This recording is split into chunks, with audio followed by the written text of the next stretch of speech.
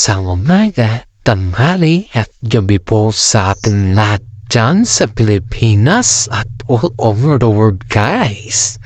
Bago natin umpisahan ng ating YouTube channel, gusto ko lamang po introduce sa inyo ang ating updates patungkol sa ating Peanuts Vlog. Pasok intro.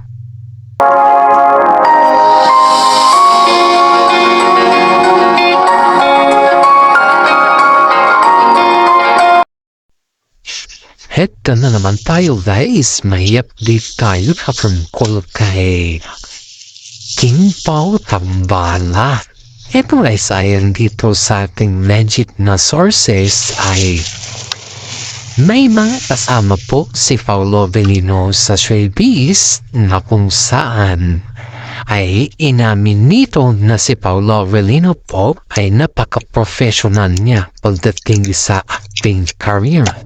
Sabi nga dito ni Pepe Heras na pinakita daw ni Paolo Avellino yung kagalingan niya sa lahat ng mga aspeto bilang isang artista kasi nakakon pala nito guys.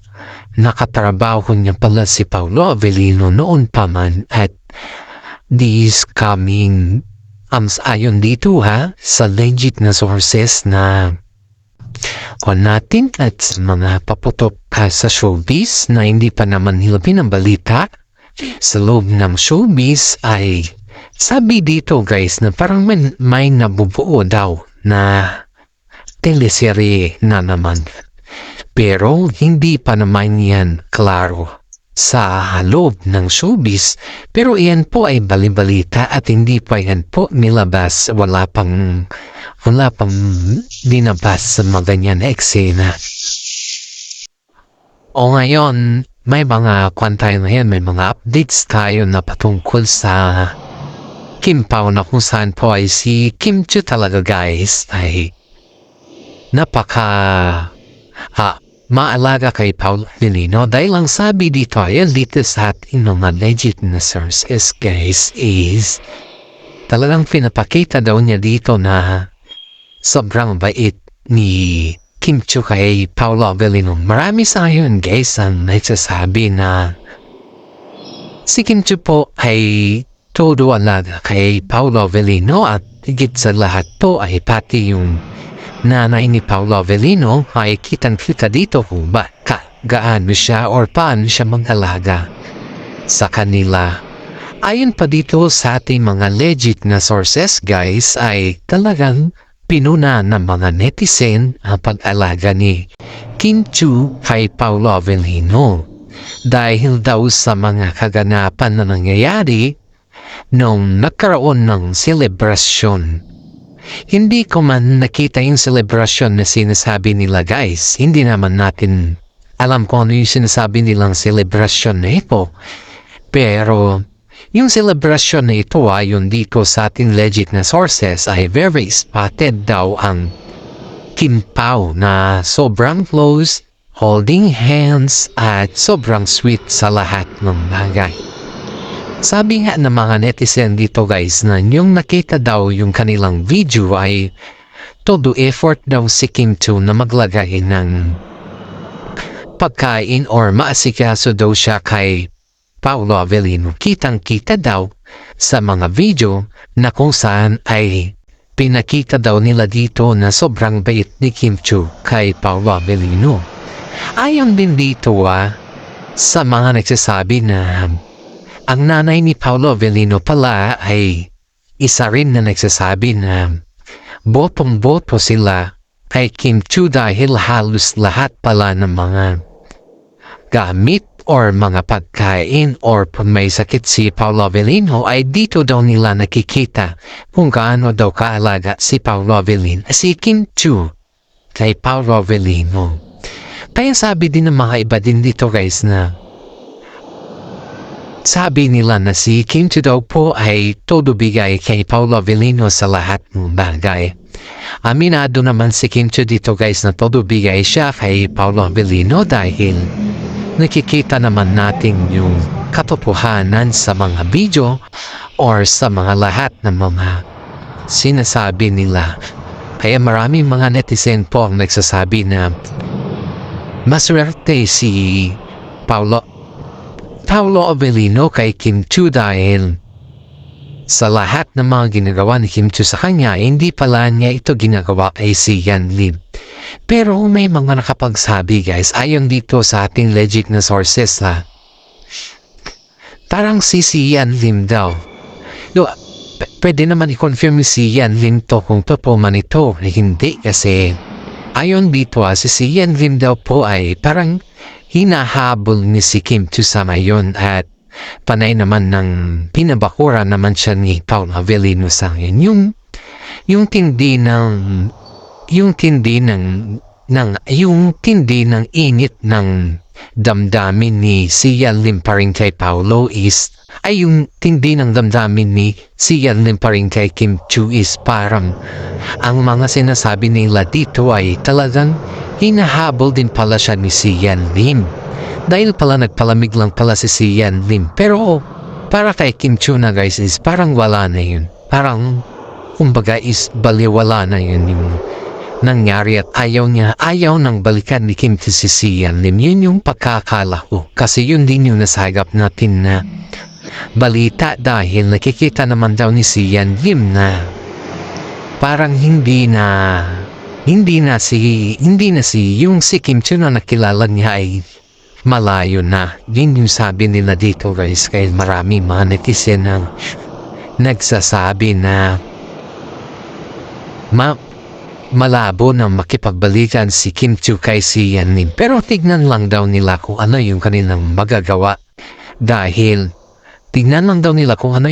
magagawa dahil pag iyan daw po ay nagkaroon ng mga berya or nagkaroon ng something na yung mag-change mind ba si Kim Chiu kay si Yan Lim ay dito natin makikita kung ano talaga yung katotohanan sa kanilang dalawa guys.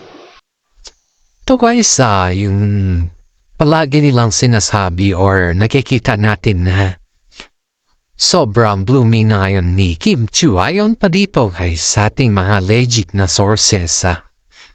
Ang dami daw nakakapansin kay Kim Chiu ngayon dahil yung pagka-blooming ni Kim Chiu ay pinakita talaga dito na may nagbibigay saya na sa kanya at hindi naman natin pwedeng husgahan si Kim Chiu kung sakaling magugustuhan niya si Paolo Avellino dahil si Pao naman po ay parang kumbaga ba is yung trabaho, relasyon at talaga gentleman, nandun na lahat po kay Paolo Kumbaga sa pagkain po is yung lahat na mga ingredients na kailangan mo sa pagkain ay nandun na lahat sa kanya. 3-in-1 kumbaga. Kaya yung sinasabi nila guys na bakit si Paolo palang napili ni Kim Chiu. Ayon sa mga comment ba na bakit hindi na lang niya ipakita na mahal pa niya si Yan Lim. Si Yan Lim na sa ngayon is isa siyang ganap na piloto. Yun yung nasa comment guys na binabasa ng mga kasama niya sa Showtime na kung saan po ay parang binubuli siya doon na sinasabi na hindi ba daw siya nasasayangan kay si Yan Lim sa mga nangyayari si Yan Lim na ang dami ng progress. Pero ito yung atin dito Sabi naman ni Kim Chiu mismo guys na hindi daw niya balikan yung kanyang mga ex at mismo nang galing niya sa kanya. Kung sakali man na mag-change mind siya sa kanyang mga sinasabi ay option niya naman yun Kung gusto niyang balikan si Yan Lim, decision niya naman yun. Kung ayaw niya naman balikan si Yan Lim, nasa kanya naman yun. Pero yung isapilitan or ipagpilitan natin na balikan niya si Yan Lim, ay hindi naman natin pwedeng gawin yan. Kasi nga po, hindi naman tayo yung makikipagrelasyon kundi si Kim Chiu, diba? Yung atin lang dito is yung magbigay lang ng kalinawagan or kung malinaw pa sa tubig ang kailangan kasi ng mga netizen kay Kim Chiu. Pero mas malinaw pa sa tubig yung sinabi ni Kim Chiu kasi dito guys na hindi niya nababalikan si Yan Lim. Which is kahit naman siguro sino pag ganun yung sitwasyon or ganun yung nangyari sa kanila, of course. Kahit sino, hindi mapapaisip ka talaga na hindi mo nabalikan yung nakaraan mo, di ba? Tapos guys, nung last month I think, di ba nagkaroon ng first appearance nila si Yan Lim. 6 months ago, nagkaroon ng first appearance sila si Yan Lim sa kasi Iris Lee. Doon nila inadmit kasi sa isa't isa na nagkamabutihan na sila. Pero nung tinanong yung mga netizen si Yan Lim about sa relasyon niya, ay hindi na po siya nagsalita. Dahil pag magsalita pa kasi si Yan Lim patungkol kay Kim Chiu, lalong walang manonood sa kanyang movie at lalong masisira yung kanyang career. Kasi nga, nadala na si Yan Lim sa mga nangyayari sa kanya simula nung nawala si Kim Chiu sa kanyang tabi. Tapos guys, ang daming nagsasabi na pabalik-balik si Yan Lim sa bahay nila Kim Chiu, sinusuyo niya si Kim Chiu, pati si Ogie Diaz mismo nagsabi dyan guys pabalik-balik siya dun at sinusuyo niya si Kim Chiu, which is ang daming nakakakita nun guys. For the fact naman, napopo naman kasi nga po si Yan Lim kasi parang na-realize niya ata na yung ginawa niya kamalian ay nandun pa rin sa kanya pag hindi niya makipag-ayos kay Kim Chiu. Kasi si Kim Chiu pala sa lahat ng account ni Kim Chiu kay si Yan Lim ay na-block para wala daw rason na makipag-communicate pa si Kim Chiu kay or si Yan Lim kay Kim Chiu.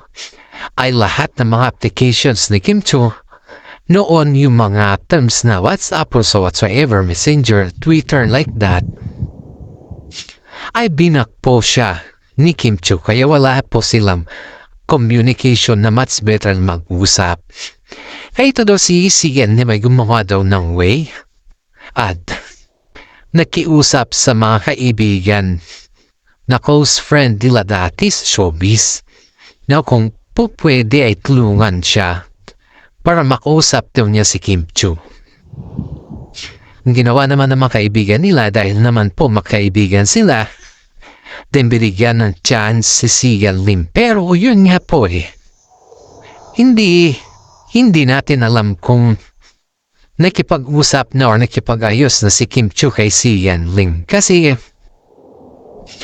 sabi kasi dito ayon dito sa ating legit na sources ay makipag-ayos si Yan Lim at makipagbalikan daw.